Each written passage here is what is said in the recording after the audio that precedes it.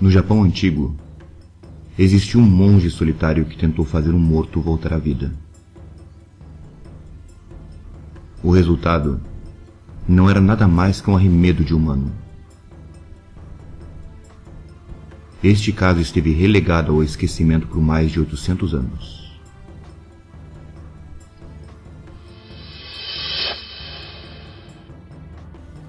Cupincha, tudo jóia? Eu sou o Rusmé do Curionautas.com.br e hoje eu compartilho com vocês este caso que precisou de mais de 800 anos para que alguém traduzisse do japonês ao português, cuja tarefa, devido ao rigor histórico, me proporcionou um trabalho hercúleo, digno de um acadêmico. Deu trabalho pra caramba, Cupinchas. Se trata da criação em tempos remotos no Japão de um zumbi, utilizando uma técnica secreta. Os zumbis, que tanto hoje em dia permeiam a cultura popular em comics, livros, filmes, séries de TV, sem falar em games, provém do terror que o ser humano tem desde a hora dos tempos dos mortos voltarem à vida. E justamente pela volta da 6ª temporada da série The Walking Dead, que eu montei este vídeo pra gente conferir. Apesar do ar lendário deste caso, basicamente não se trata de uma lenda, já que figura em um livro com certa riqueza de detalhes, ainda que existam unicamente 2 desenhos que vou mostrar mais adiante. E para ilustrar esse vídeo, utilizei ilustrações de anatomia do período Edo, o que vale o alerta de que, apesar de serem desenhos, podem ser perturbadores, e quem for impressionável não deve prosseguir. Segue a adaptação.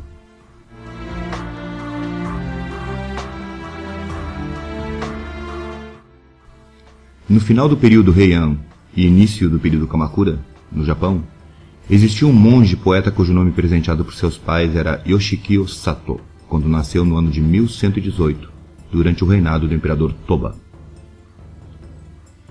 Seu nome budista viria a ser Enyi, mas ele se tornou conhecido pelo seu título Saigyo, cujo significado é uma homenagem ao seu desejo de alcançar o paraíso celestial, que, segundo alguns, provavelmente sua alma não alcançou após a sua morte no ano 1190.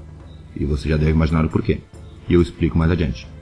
Ele servia na guarda do norte do Palácio Imperial do Imperador Toba, mas aos 23 anos sentiu que aquela vida era transitória e vazia, assim que ele decidiu se tornar monge se dirigindo ao Monte Koya, uma montanha localizada na província de Wakayama, ao sul de Osaka, que já naquele tempo era a matriz do ramo principal da escola Shingon do budismo japonês.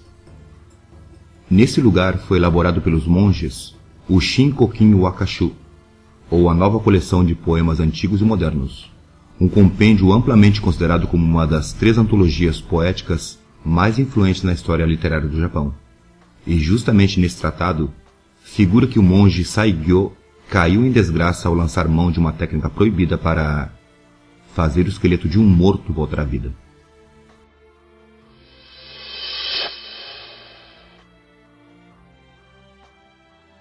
Saigyo peregrinou por todo o Japão daquele tempo, e nas montanhas sem nome, totalmente desabitadas, onde havia um campo e um córrego, ele decidiu fazer morada e levar uma vida simples, mas muito solitária. Certa feita, não suportando mais o peso da solidão, o monge teve a miserável ideia de usar a técnica proibida Hangon no Ho, ou Hangon no Hijutsu, ou ainda a técnica secreta de fazer uma alma voltar, apenas para construir um amigo que lhe fizesse companhia.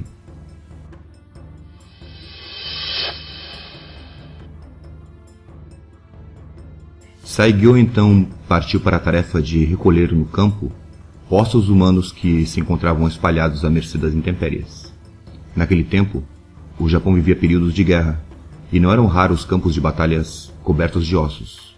Mas, ao que parece, Saigyo recolheu ossos de tumbas saqueadas, o que tampouco era raro naquele tempo.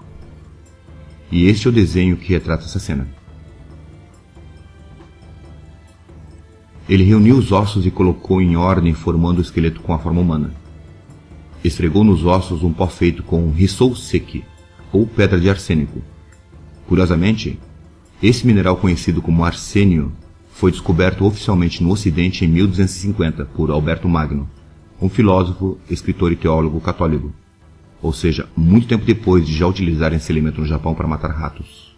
Com folhas de morango e folhas de estelária, uma planta conhecida como morugem branca no Brasil, ele fez uma pasta e cobriu os ossos. Quem estranhou a presença de morangos nessa fórmula, saiba que o registro mais antigo no Japão sobre essa planta é do ano 918. Das folhas macias de glicínia, ele teceu barbantes, com os quais uniu todas as partes do esqueleto. Ele então lavou o esqueleto várias vezes com água e esfregou o crânio com cinzas de folha de hibisco da Síria e folhas de uma árvore quase desconhecida no Brasil chamada de Gleditsia japonica, ou colmioca do leste. O monge depositou o corpo em um estrado de palha sobre a terra e, para impedir a ação do vento, embalou toda a obra com mais palha e teria deixado sem mexer por 27 dias. A técnica implicava que após esse período de tempo, o corpo deveria ser salpicado com leite materno, o que evidentemente o monge não tinha ao seu alcance. O monge então queimou a madeira seca de Aquilária, uma árvore cuja lenha, quando queimada, emana um perfume semelhante ao do incenso, e começou a entoar um mantra para devolver à alma aquele corpo feito de resto de ossos, barro, veneno, folhas e cinzas.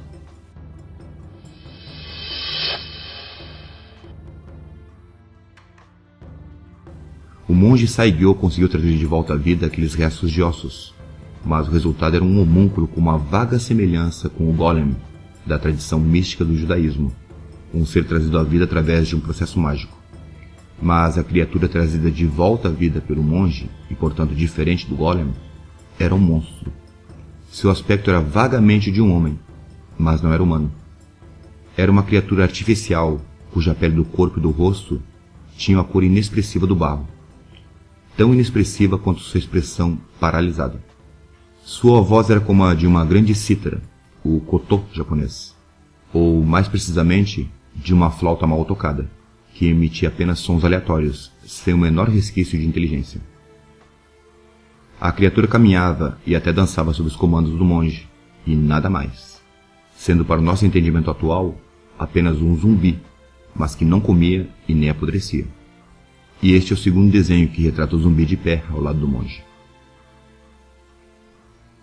Aqui, a história escrita é ofuscada pela lenda falada, no qual esta conta que a criatura dançou e cantou para o seu criador durante 4 dias, e no último dia, o monge, profundamente tomado pelo arrependimento por ter criado um arremedo de humano, desafiando assim as potestades celestes, que desfez o encanto, libertando a alma humana que por tão pouco tempo habitou naquele corpo artificial, e sua criação se desmoronou em um monte de terra e ossos. Voltando aos registros, o monge se arrependeu de sua criação, que só causava repugnância, mas não tinha como voltar atrás e desfazer o encanto. Ele, portanto, caminhou com a criatura rumo às profundezas das montanhas e de lá fugiu, abandonando o monstro à sua sorte.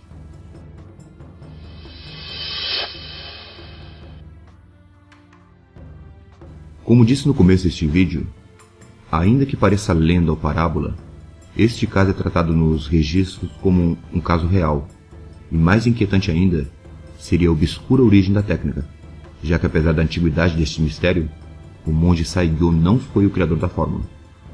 Aqui vai uma breve explanação que coloco como um ensaio, ou seja, nada absoluto, sendo meras possibilidades mais culturais e de crenças do que factíveis. Procurando em referências antigas, este caso possui uma certa semelhança com o conceito de tulpa do budismo tibetano, que poderia apontar a origem da técnica, ou ao menos indicar a possibilidade do que realmente seria a criação de Saigyo. Basicamente, o tulpa é uma construção mental, um ente místico gerado por um ato da imaginação e da vontade, que adquire consistência física. Seria como uma materialização, ou ectoplasma, formado por um monge ou iniciado após uma longa meditação. Não sendo uma simples visão, mas sim um fenômeno dotado de consistência física, sendo capaz inclusive de interagir com seres humanos e até de emitir cheiros e sons, entre outras coisas. Para criar um tulpa, seria necessário ter uma mente disciplinada pelo isolamento e contar com a ajuda de certos rituais que permitam a materialização das ondas mentais. No entanto, diferente de certas cerimônias de materialização no Ocidente, as sessões durante as quais nascem os tulpas podem ser realizadas à plena luz do sol e não há nenhuma necessidade da presença de um médium em transe. No Ocidente, especificamente aqui no Brasil, existe o conceito espírita de forma-pensamento, um tipo de entidade insistente e repetitiva que, apesar de ter todas as características de uma manifestação fantasmagórica, não seria o espírito de um falecido, mas uma criação mental. Para ilustrar, Arcádia, o 15º episódio da 6ª temporada de Arquivo X, trata justamente do que seria um tulpa e de modo parecido com a criação do monge Saigyo. No episódio, a criatura é feita não só de pensamento, mas de lixo e lodo, e totalmente incontrolável.